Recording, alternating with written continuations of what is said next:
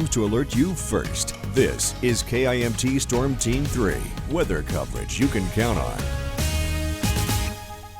Welcome back. It is November 20th here, Wednesday, and we've seen the first flakes of the season. They've been on the lighter side, mostly accumulating on grassy surfaces and really barely anything, but it's still creating a nice scene, reminding us that we are here in the cold months and that Thanksgiving is really only a week away. So some interesting news there. Now, taking a peek outside, not long ago, we were seeing a little sun flare, a little lens flare in Rochester, because we have seen the sun poke out here or there. It's been a little too cloudy in Mason City, but we're still seeing it. I think there's a good news there that we could get a little bit of that vitamin D, soak it in as quickly as you can.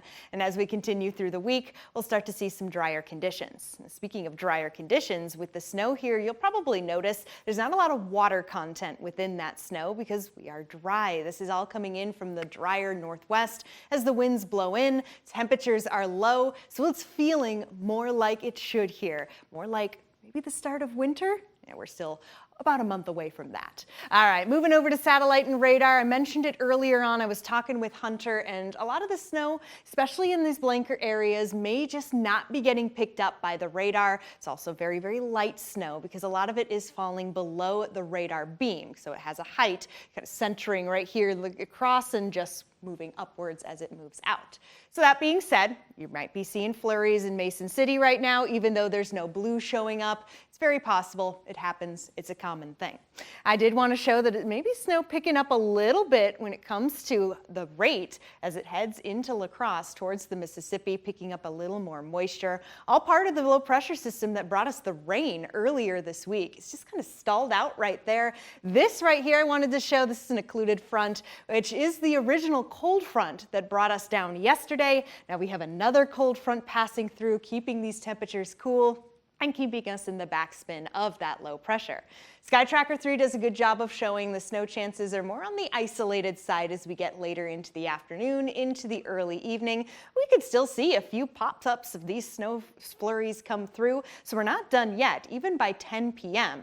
And if you're hoping for a little more sunshine, Thursday's not really the best day. We are still keeping with mostly cloudy conditions. Again, similar to today, maybe popping out here or there.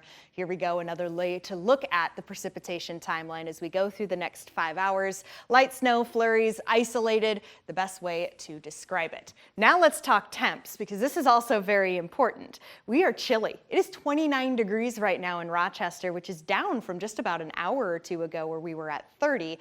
Wind chill factor, 15 degrees. If I were to walk out there like this with the sleeveless dress, it would feel like 15 degrees on this exposed skin.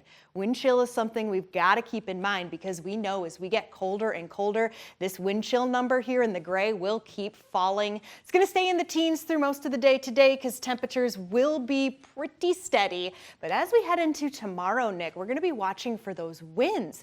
Picking up 40 to 50 mile per hour gusts will be possible here. It's going to be a very windy Thursday, and things finally start to calm down by Friday. And even our temperatures go up a smidge into the mid-30s. Yes, tomorrow you're definitely going to want that thick jacket with the cold and the wind. It's going to feel pretty bad. Yeah, hats, gloves, grab it all. Definitely. Thank you, Sarah.